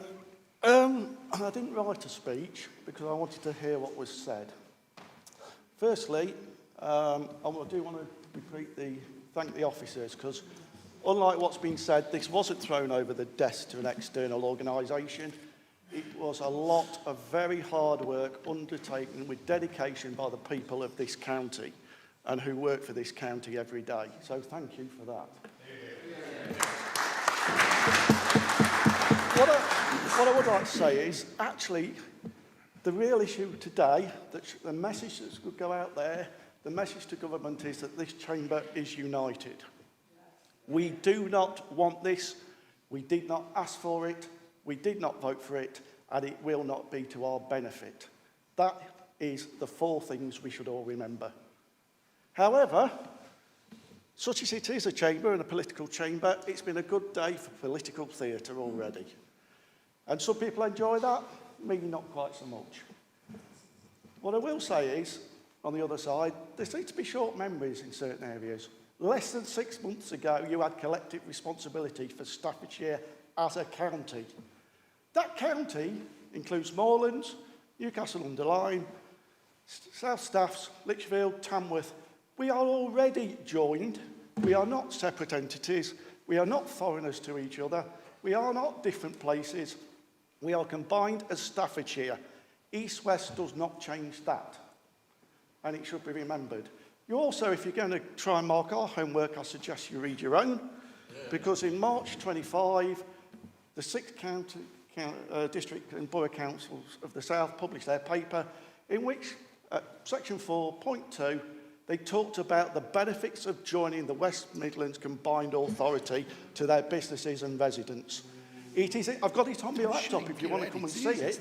It was the draft paper in March 2025, published and on the internet. It is there. But let's put that to one side. Faced with some terrible choices, and we're all united, as I say, that they're terrible choices, we can do one of 2 things. We can play politics, or we can do the best with a bad bunch. As the administration, and I'm sure you must be able to remember this only less than 6 months on, we have a collective responsibility on this side to do the best for every resident of Staffordshire. That is what we're trying to do. On the measures, on the rules, on the criteria, most options fall away. Whether we think they're better or not, they fail the test. Of the options that are left, when you score them, when you measure them, East-West comes out on top. So in a bad circumstance, we can politically posture, we can be opportunist, we can virtue signal that we don't like any of this and we're going to put nothing in, and we can let Labour do what they said they would do. If we can't decide, they will decide for us. Or we can be at the table, we can have a voice, we can unite that we don't want any of it, and that is something we should all be able to unite on. And we can keep the door open and demonstrate that for every resident of Staffordshire, in every corner of Staffordshire, although I know some of you don't recognise it as a unified Staffordshire, we are trying to do our best to make sure that if this goes ahead, then every resident of Staffordshire has an equal opportunity to see an outcome that is beneficial or at least harmful to their area as possible. Equitable for everybody in Staffordshire is what we've set about keeping this, what we try to achieve, and that is why option 7, even though we don't want any of it, is the one, I'm afraid, that comes out on top.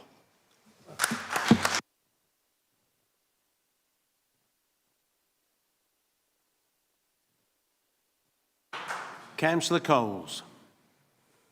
Thank you, Chair. Good morning, everybody. I'd like to also concur. Councillor Murray obviously is quite, giving all the responsibility over to officers and has worked really well with them. But actually, I've known him at 4 in the morning, weekends, evenings. So I just want to say thank you to Martin as well.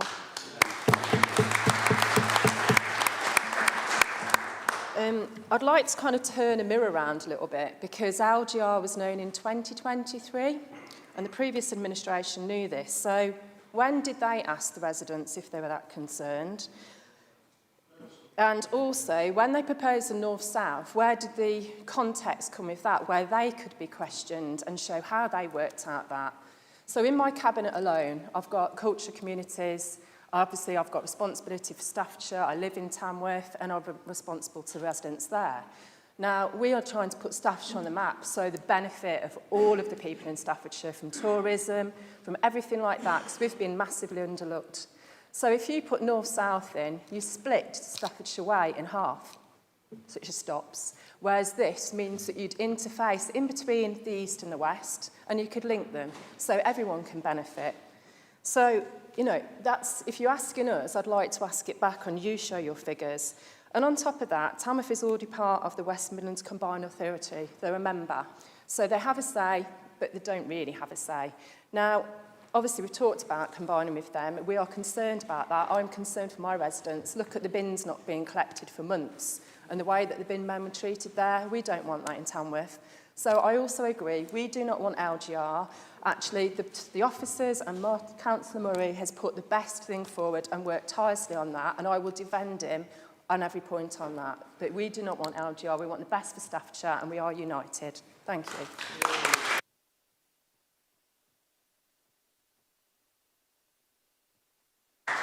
Councillor Brown. Good morning, everybody. Thank you very much, Mr. Chairman. And I'd just like to say, obviously, we realise officers and Councillor Murray and everyone else has put an awful lot of work into this. But actually, it is rather misguided. And there's quite a lot of mistruths, scaremongering about Lichfield that need to be addressed, but I haven't got the time to stand here. But what I do want to raise with you is this vote is a really important message to the Labour government for our council and for our residents. The local government reorganisation is not necessary for this long-running, well-governed council. Mr. Chairman, it isn't going to save money or improve services to our Staffordshire residents. In fact, I truly believe the opposite. Why are we as councillors here today, Mr. Chairman? Why are we here? Because we have been voted to be here by our residents, for our residents. My residents and the wider population not want any local government reorganisation, and they also do not want the East-West split. It is too expensive. The figures are only marginally different to have the East-West split. Our residents are the beating heart of Staffordshire. We need to keep that beating heart strong. As an example, it could be scaremongering, don't forget, a bit like the Lichfield thing. The highways team need to be available to travel all the way up from Tamworth up to the Roaches in Leek. On a Friday afternoon, there's one emergency team available.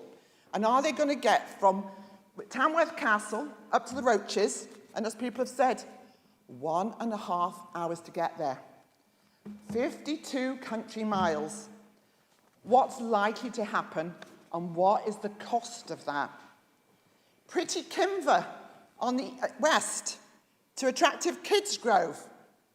We are united, don't forget, we are Staffordshire. Another 1.5 hours, 53 miles is that team, and the same with health. The emergency health team response to the weekend, which has been ably mentioned by our chair of the Health and Care Scrutiny Committee. Very well said, I have to say. But that emergency team at the weekend, are they really going to have to travel all that way both sides of the county. What's the cost? What are the resources? I stand here to represent my Staffordshire, my Needwood Forest division. Stoke-on-Trent are passionate people, proud residents. I know, I've lived there and I've worked with many for many years. Stoke-on-Trent needs a proper health check and then help to get better, not to be burdened with the rest of Staffordshire. This East-West proposal is catastrophic for our strong Staffordshire beating heart. We do not want and deserve heart failure in Staffordshire. Today is not about playing games, laughing, giggling, clapping, playing conga, or follow my leader. It's about common sense, which you lot have started saying. It's about rejecting this proposal, Mr. Chairman. It's about rejecting this proposal, Mr. Chairman, and saving Staffordshire. And it's very disappointing that you've just shown playground games by shouting back at me. Thank you, Mr. Chairman, for your time, and everyone else who's been respectful. Thank you. Councillor Murray.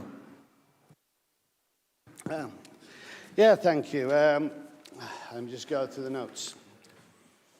I think first, obviously, we are all agreed about how this process is insane and done, but I think this House needs to be remembered, and they keep calling into question how we've got these figures and that we've just been led.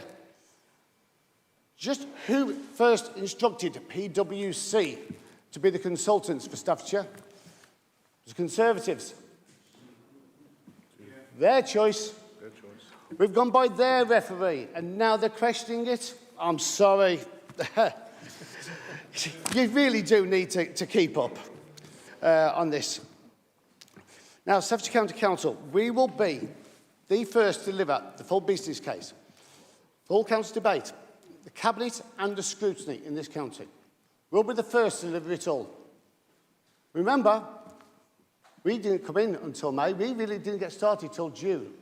We've had less than half the time as the rest of this county, and we've outperformed again because we've done the work. So let's get it. Now, I've got to thank Councillor Coles for the praise of the hours I've put in, but we've all put these hours in. The difference with this council that we have now, these councillors, is we do not do that letterbox approach.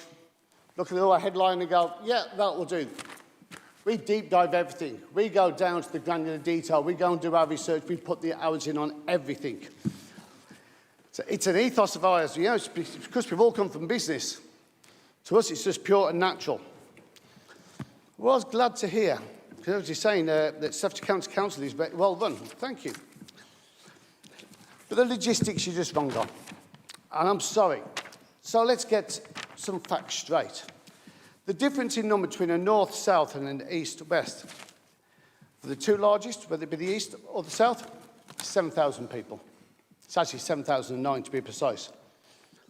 But the landmass, well, that's a little bit different because the landmass for a southern unitary is 778 kilometres larger for a southern than it is for an east. It's a larger area. So to say be able to travel around, just not true. It really isn't. I'll give you some timings if you like. So Tamworth to Kimber, that's going to take you over an hour 20. I mean, Kimber to Rochester, that's an hour and a half. That's over 50 miles. Tamworth to Buxton, to the west one, it's 53 miles. It's actually the same time. Actually the same time because of the routes. Now, also moving north-south, as we know, is far easier in Staffordshire than going east-west. The reason being is that that transport route has always gone north-south. It's a problem for Staffordshire. And it has been acknowledged that an east-west unitary would benefit and help solve that transportation link for the east-west. It is just a fact. I think on that, I'll leave it there. And I look forward to hearing the word from the Leader of the Opposition and replying back, because these will be important words. Okay, before we move on, I invite members to ensure that they're introducing new issues into the debate rather than repeat things that have already been said. This will ensure that all speakers have an opportunity to speak. Thank you. So we're now moving on to Councillor Hunt. Thank you. Just want to make a quick statement at the beginning, because it seems it keeps being brought up, and I just want to be really clear about this. There's been a lot of criticism we've formed around etiquette, and just said just a moment ago. However, as the criticism previous council was about you lot was being used or directing directly the opposition chair, and now also swearing in by Councillor Holland just a moment ago, I just think it's inappropriate. Many councillors, Conservative councillors here, have been councillors for a very long time. We did say F you, so you are referring to poor language, but that's just me. So that's the statement I wanted to say about the poor language of swearing in the council. Now, in terms of the question I want to really ask to Councillor Murray, really, it's about a proper answer to the idea of democracy. So around what a lot of people are talking about is democracy, and we had a few, actually, Councillor Kelly made a good point about population and population density of Stoke. But looking at how it was split, if you had a whole Staffordshire, it's too large an authority, as the opposition have stated. So a whole Staffordshire would be too large, too many councillors, and it'd be a lot to manage just under one large authority, so that can't be an option. It's also restricted by those above in central government. And so what I'm going to really ask is, well, looking into, and just a confirmation from Councillor Murray, when we're looking at our plan, the split, with how the councillors divide up, as from the LGBCE, who actually do a lot of the ward management of populations per authority, a lot of the discussion in that is they would keep the same wards and divisions. And so on this, you'd have a lot of councillors, because of the density of Stoke, with any authority they would go with, would make a larger group of that. So it might be disproportionate to the different cultures and different areas of other authorities. So by looking at our plan and look at the, considering that whole Staffordshire is too large, and you can't keep Stoke separate because they've already said that, and because of how, there's, north-south, again, would put too much pressure onto, again, the Newcastle, the Moorlands, and Stoke itself, as you say, I believe the west-east would be the best to proportion out the democratic rights of the voters who will be electing councillors next time on. But I just want some confirmation on that, Councillor Murray. Thank you.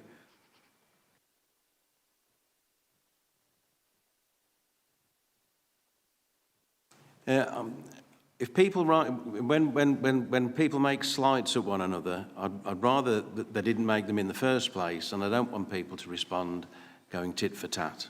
And so please, can we have less or none of it at all? Thank you. Councillor Wayne Luca.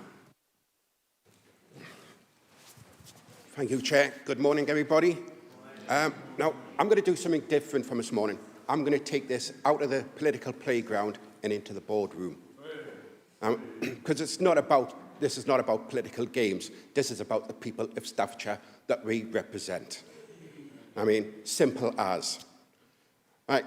I've spoke to many people in my division and in Tamworth, and every single one of them are against LGR. Because what is LGR? Actually, in fact, it's nothing more than Labour trying to do a power grab. That's really what it's down to. Now, yes, people have said the Conservatives first put it together. That's true.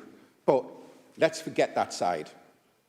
The side we've got to concentrate on today is how do we move forward and serve the people of Staffordshire. Not everywhere else, but Staffordshire. Now, the way we're going to do that, right, is simply because we've took politics out of the decision that we've been made in our cabinet. Now, I'm against it myself, but because I've spoke to my people in my division and people in Tamworth, I'm going to give the cabinet my full support in their decision. And that is listening to my people of my area. And that's all I'm going to say on this. Thank you.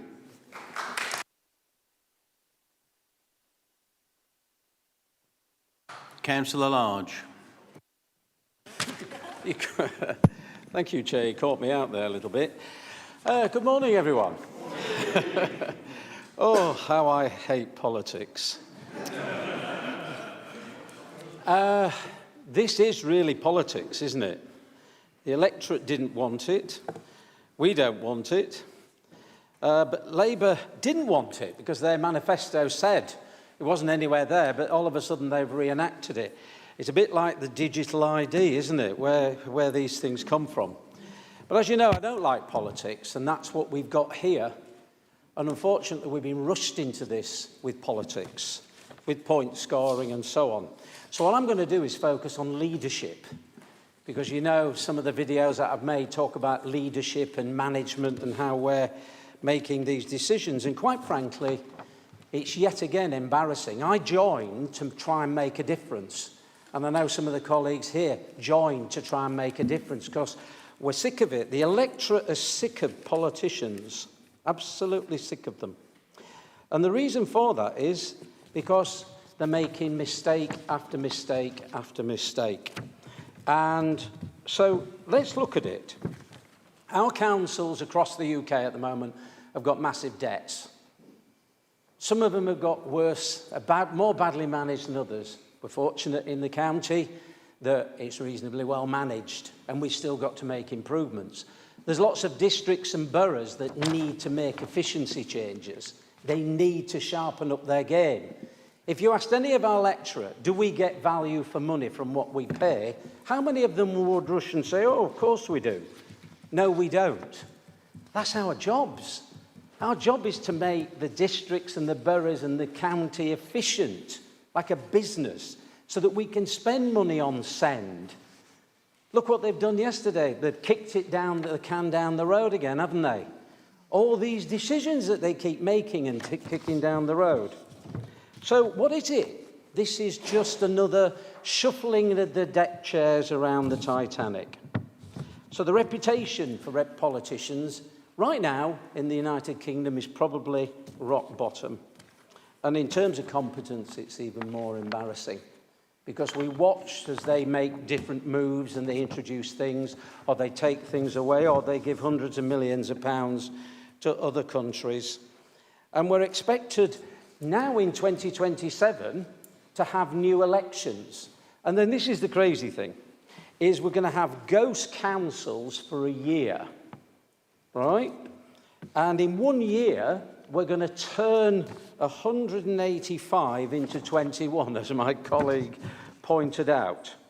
Now, I've done a few acquisitions and mergers over the last 30 years, and I can tell you it's not easy. And what we've got is, at the moment, have we got any transformational experience in this industry? Our officers, have our officers got transformational experience? There's a huge amount of work to do. And we're supposed to do it in a year. Do you know how embarrassing this looks? Because there's people out there, the electorate, going, you've not got a snowball's chance in hell of doing this, and all you're going to do is embarrass yourself yet again. And what will happen is 3 or 4 years from now, we'll end up where people will still have their jobs, and the politicians will be rushing around trying to do their thing, and officers will be going, how do we make this work? It's really seriously embarrassing. Let's just look at the fact. The bottom line is they want to save £28 million. That's the savings, isn't it? Well, let's have a look at Stoke's debt by 2027, because the interest payments on that will be around 28 million quid. The interest payments in total. Yes, we need more efficiency. It's about professionalism, and we really, really need that. This has got not reform, put the best case forward. We don't want LGR. We don't want the politics. We don't want point scoring and people just trying to go, oh, we did this better than you, because it doesn't do us any good. The most important thing for us is the electorate have had a bellyful of our decision making, and this is going to embarrass us even more. So I finally say this, we seriously, whether it's 2027 or 2029, we need some serious people in council and in our national at government that have got professional experience at managing businesses, at managing transformation and what this country needs. What we don't want is career politicians and politicians. Our belief is Thank you, Councillor Lodge. people first, Thank you. business second, environment third, and politics with a small b last.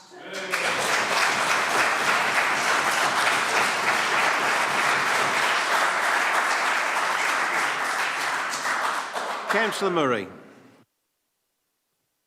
That final point is great. I mean, do need people to calm down a little bit. I mean, Councillor Holland is a bit of a live wire. I mean, so much so, I had to ban him off my Facebook page. He just wouldn't stop replying to every single one of my contacts. It was embarrassing.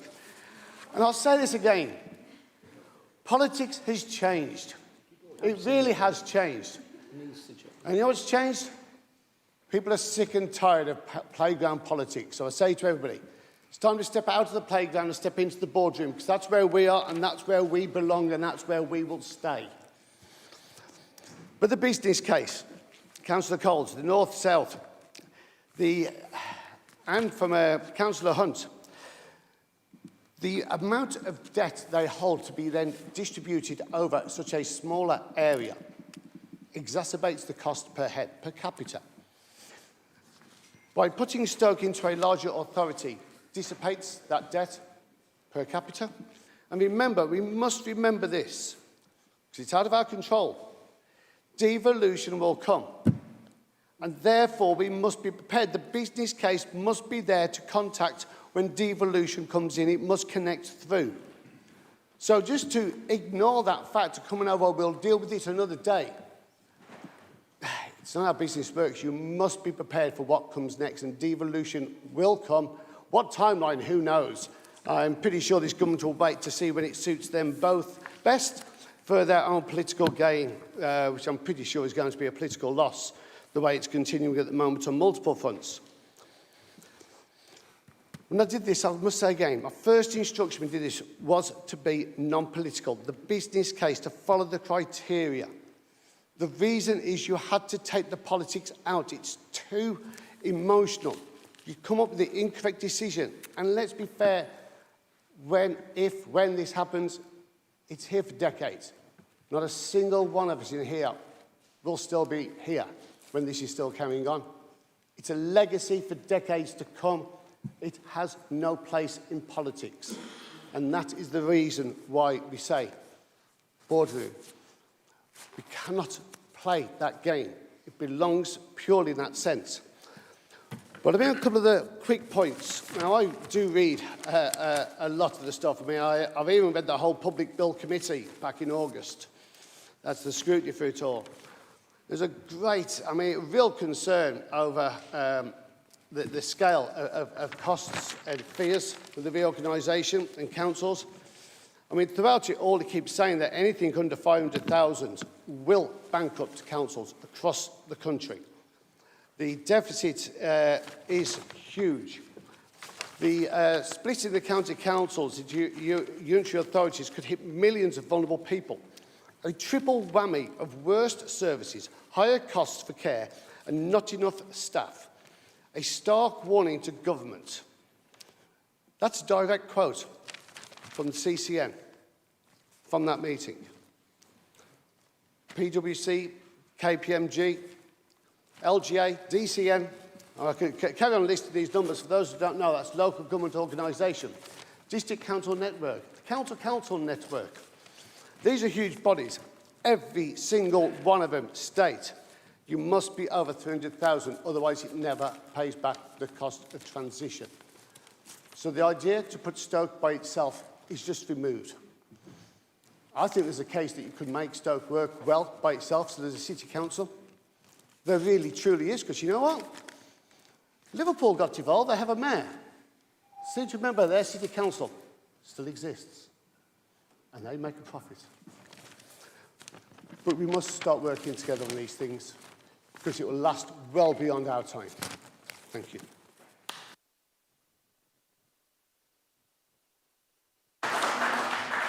Councillor Rogerson. I've had my answers already, so I don't want to take any time from anybody else. Councillor Bentley. Thank you very much. I've got a bit of a bad back, so I might need the NHS. I'd just like to say I'm part of the Moorlands, and yes, we are anti the LGR. All 7 of us were elected in, and it was a bit of a concern for us.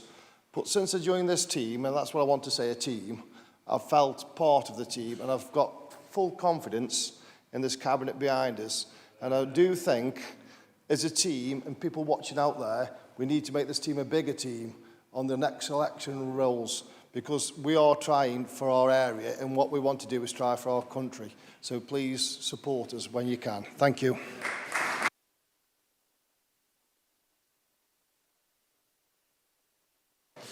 Councillor Edwards. Thank you, Chair. Again, I'm a part of the Moorlands with Mr Bentley. I think it's very simple. Look at those 2 flags in front of us all. We have the great United Kingdom flag, and what makes that great is that knot there, that Staffordshire knot. No one should be able to untie our knot. We're all here in one room. Whether it's from the Labour government, whether it's from Liverpool, Birmingham, we are Staffordshire, and we can't be parted in half or any sections. I don't like the proposal, but I trust our cabinet, and this shows that Reform are cracking on with the job that we were elected to do. Thank you very much.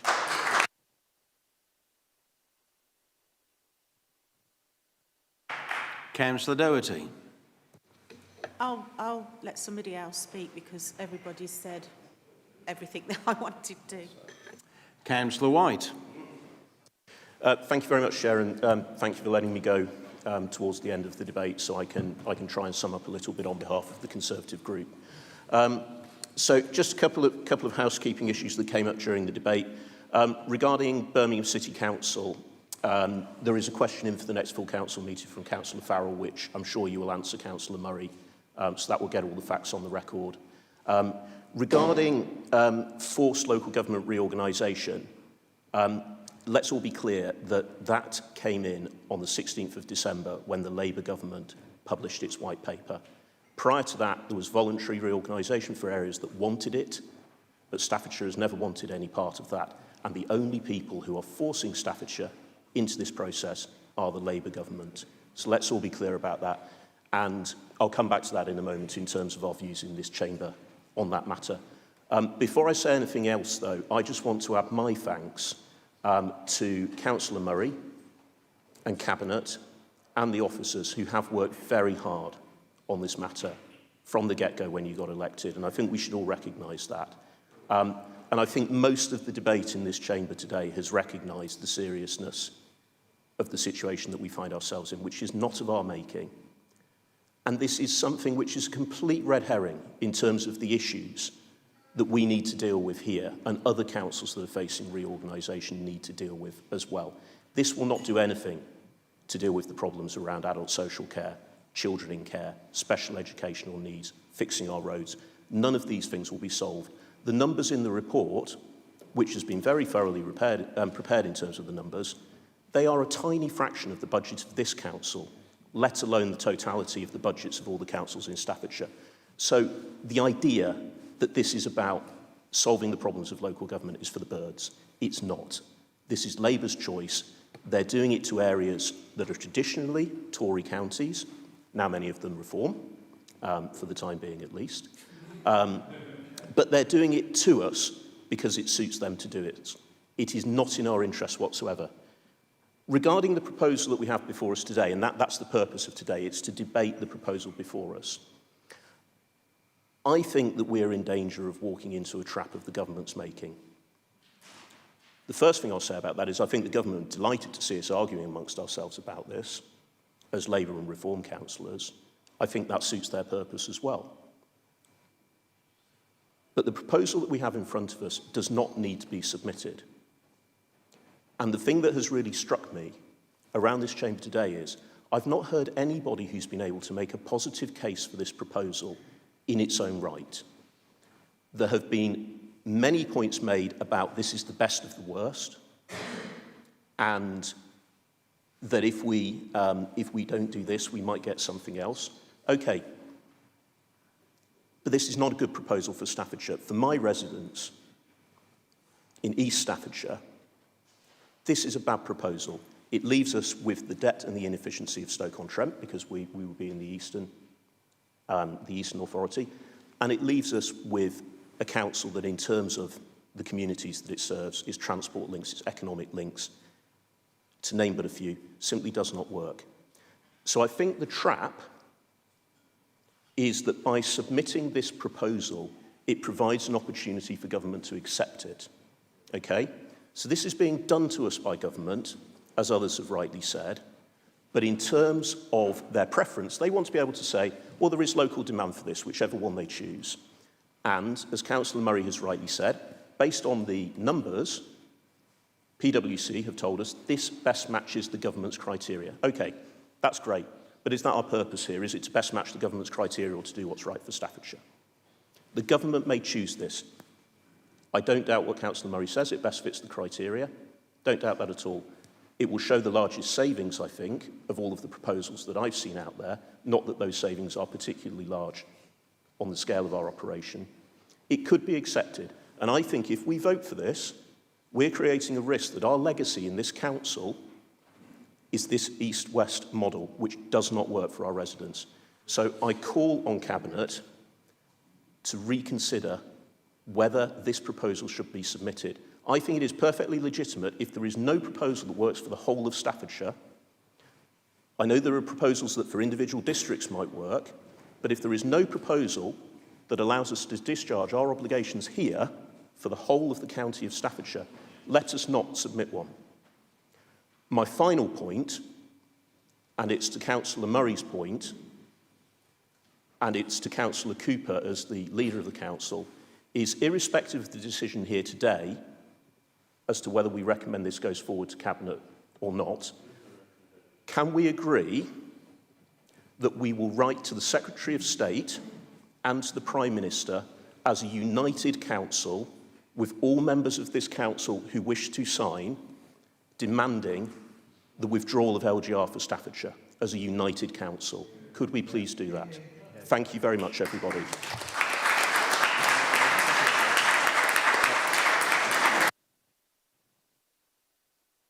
I will take one more from the floor, and that is from Councillor Hussain. Thank you, Mr. Chairman. Is it loud and clear? Thank you. I rise here today to say my loyalty is to my residents who voted for me.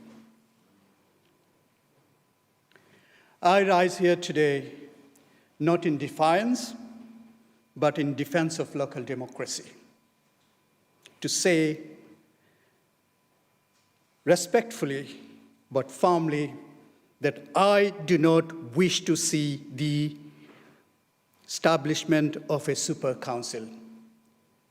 On the note, Mr. Chairman, I do not want to see this.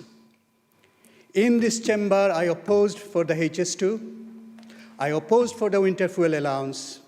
So on these occasions, I'm more than happy to sign any letter if you want to send it to the Prime Minister in number 10 that we do not want the super council. Please go ahead.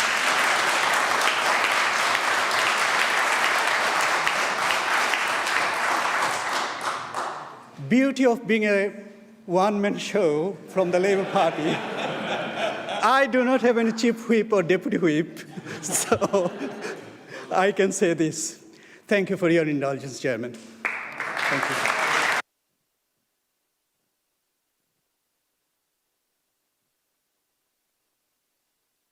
Thank you, Councillor Hussain. Councillor Murray, would you like to respond to the debate? Yes, thank you. I'll try and get through them all. You know, Councillor Hales, Staffordshire matters. Every single person across every single corner, no matter where they are, they matter as equal as if they were stood right next to me at any time of day. It doesn't matter where they are. It matters the same as equal. And it's right, the flags. That knot, you notice my pins? I've always got a pin on. That knot does unite, and it means something to me. It means something to near enough every single councillor in these chambers, and I do mean every single one. So we know this.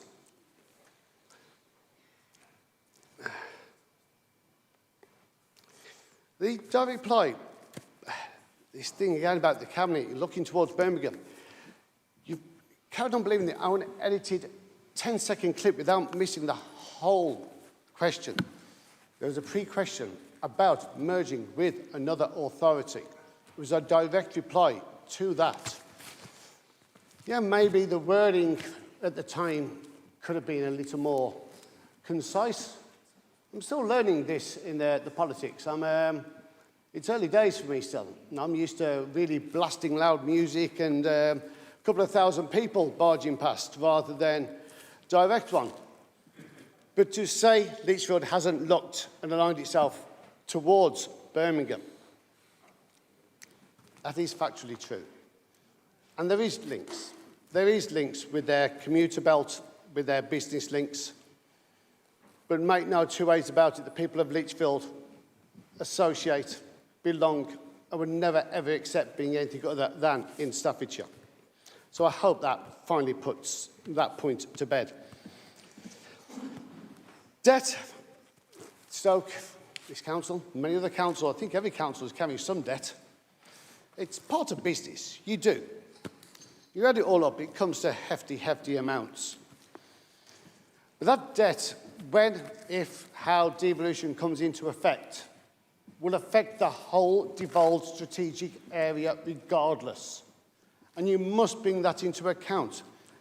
And it comes into the it's the most idiotic thing about LGR, is that without devolution, without knowing what our map of devolution will be, what if we're mixed in with Shropshire?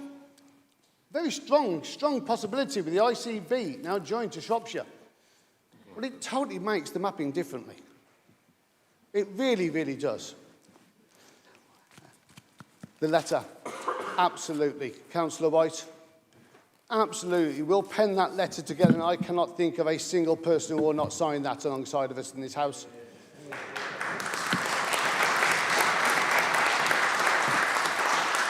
I would be surprised there are many district and borough councillors that wouldn't sign that. Only some that may be ordered to. And we must forgive them because sometimes you have to be. Absolutely.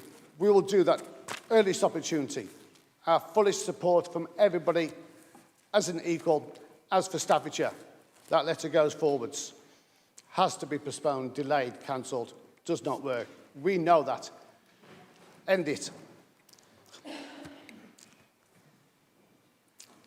Keep coming up with the options. Now, we are obliged to put through an option. And it's an option. And we will do that as required to do so. And it is just an option. It's not a preferred choice. It's not a model. It's an option through a business case. And it gives an example. And we must think about that Stoke debt, because if that north-south, that Labour policy of the north-south Staffordshire will create a greater Stoke authority, and that could be the end of Staffordshire as a county. And final point, HS2. It's a great example where devolution could be a great, great benefit, because we had no voice with HS2, just scarring straight through our county. Worse still, when they postponed it, we should have had a £300 million rebate. Wales got a rebate. Don't remember HS2 scarring their land. Ours was reneged by the Labour government. They said, oh, well, no, we haven't got to give you a penny. If we had a strategic authority to sit at that table, I guarantee that money would have still come to Staffordshire. So on that point again, we are agreed. And I think there is more agreement in this House than there is disillusion. Thank you.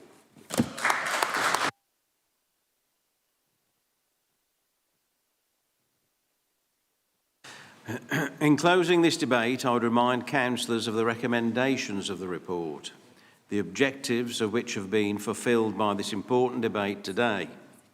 Those recommendations: 1. Note and discuss the work that has taken place so far to develop Staffordshire County Council's proposal for local government reorganisation. 2. Note and discuss the 17th of September 2025 Cabinet Paper, Appendix A, on local government reorganisation, which outlines the governance route and timeline of the activity. And 3. Note and discuss the member briefing pack, Appendix B, which was published with the September Cabinet Papers and outlines the you know what I mean, and analysis of options.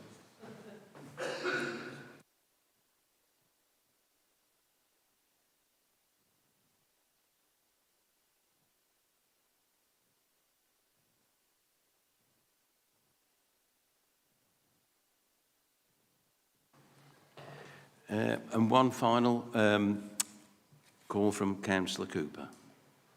Thank you, Chairman. And put my glasses on, I can see everybody. It's been a good morning's debate, and I'd like to thank my colleagues opposite. It is good. We all have different views and opinions and stuff on many different things. It is good to hear, I'm going to call it unanimity, really, across this council chamber, which is good. I won't mention the fact that inappropriate language demeans individuals. It demeans this chamber and it demeans the people outside this council chamber. We're better than that. This is a very serious subject. So I won't mention that at all. The knot unites. I've got it on my lapel. It's all around this chamber.